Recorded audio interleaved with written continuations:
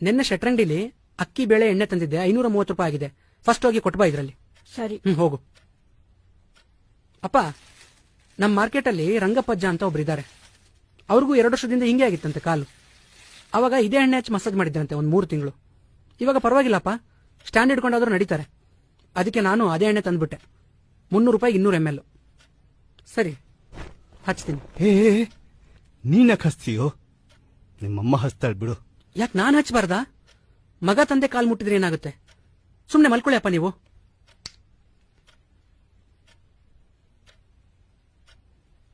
ಈ ಕಾಲು ನಮ್ಮ ಸಂಸಾರದ ಭಾರಣ ಹೊತ್ತಿರೋ ಕಾಲು. ಈ ಕಾಲು ನಮ್ಮ ಜೀವನದ ಬಂಡಿನ ನಿರಂತರವಾಗಿ ಎಳೆದಿರೋ ಕಾಲು. ಬರೀ 1 ವಾರ ಕೆಲ್ಸಕ್ಕೆ ಹೋಗಿರೋ ನನಗೆ ಇಷ್ಟೊಂದು ಸುಸ್ತಾಗ್ತಿದೆ. ಇನ್ನು 30 ವರ್ಷ ಕಷ್ಟಪಟ್ಟಿರೋ ಈ ಕಾಲುಗಳು ಅದೆಷ್ಟು ದಣದಿರ್ಬೇಡ. ಅದಕ್ಕೆ ಈ ಕಾಲುಗಳು ಈಗ ಹೀಗೆ ಮಲಗಿರೋದು. ನಮ್ಮನ್ನ ಸಾಕೋಕೆ ಈ 30 ವರ್ಷ ನೀವು ಅದೆಷ್ಟು ಕಷ್ಟ ಅನುಭವಿಸಿರ್ಬೇಡ, ಅದೆಷ್ಟು ಅವಮಾನ ಎದುರಿಸಿರ್ಬೇಡಪ್ಪ.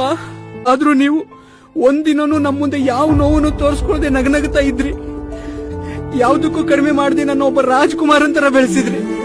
ಯಾರ ಮುಂದೆನೂ ಕೈ ಜಾಸ್ತಿ ನನ್ನ ಒಬ್ಬ ಸ್ವಾಭಿಮಾನಿ ತರ ಸಾಕಿದ್ರಿ. ಮುಂದೆನೂ